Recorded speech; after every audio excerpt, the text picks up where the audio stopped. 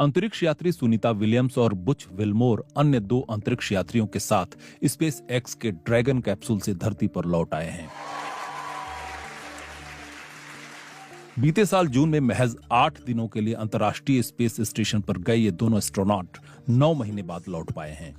Boeing का जो Starliner यान उन्हें वापस धरती पर लाने वाला था वो खराब हो गया था, इसलिए उन्हें इतना लंबा इंतजार करना पड़ा।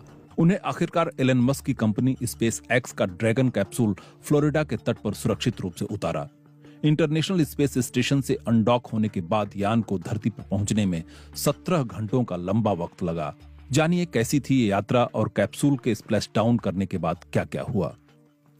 पैराशूट खुला और फिर स्प्लैश डाउन। भारतीय समयानुसार बुधवार तड़के 3:27 पर 4 अंतरिक्ष यात्रियों को लाने वाला कैप्सूल फ्लोरिडा के तट के पास समंदर में उतरा। समंदर के सतह पर आने के बाद कंट्रोल सेंटर की ओर से अंतरिक्ष यात्रियों का स्वागत करते हुए कहा गया, निक, एलेक, बुच, सुनी, स्पेस एक्स की ओर से घर वापस आने का स्वागत है। कमांडर निक हेग ने खुशी जाहिर करते हुए जवाब दिया, कैप्सूल में सभी के चेहरे पर मुस्कुराहट है। स्प्लैश डाउन से ठीक पहले क्या हुआ? पृथ्वी के वायुमंडल में प्रवेश करते समय ड्रैगन कैप्सूल की रफ्तार 17,000 मील प्रति घंटा थी, जिसे कुछ मिनटों के अंतराल पर तेजी से धीमा किया गया। 2000 डिग्री का तापमान और हीट शील्ड, कितना खतरनाक था यह सफर। जब कैप्सूल धरती के वायुमंडल में प्रवेश किया तो कम्युनिकेशन ब्लैकआउट हो गया था, जो कि करीब 3:20 पर फिर से बहाल हुआ। वायुमंडल में प्रवेश के बाद अंतरिक्ष यान के प्लाज्मा शील्ड का तापमान 1927 डिग्री सेल्सियस तक पहुंच गया था, लेकिन हीट शील्ड सवार अंतरिक्ष यात्रियों को इतनी तेज गर्मी से बचाने में मददगार साबित हुई। करीब 3:21 पर अंतरिक्ष यान ऑटोनोमस यानी स्वचालित हो गया था, यानी अंतरिक्ष यात्री इसे नियंत्रित नहीं कर रहे थे। इस दौरान उनके सामने लगे टच स्क्रीन पर वे सारी गतिविधियों को देख पा रहे थे।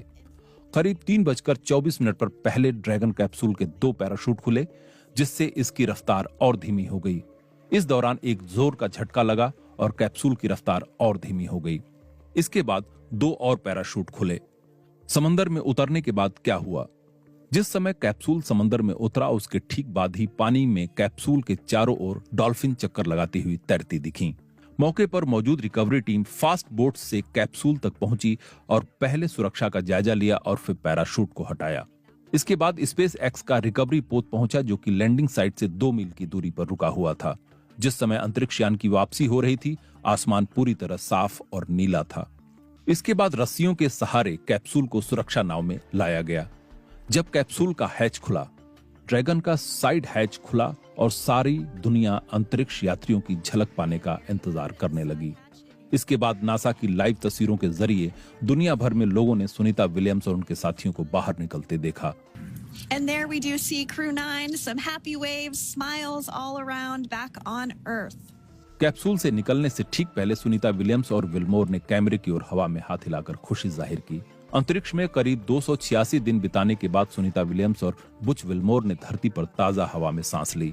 करीब 9 महीने तक इंटरनेशनल स्पेस स्टेशन पर रहते हुए इन दोनों यात्रियों ने हर दिन 16 बार सूर्योदय और सूर्यास्त देखा और अंदाजा लगाया जा सकता है कि इससे तालमेल बिठाना उनके लिए कितना चुनौतीपूर्ण रहा होगा।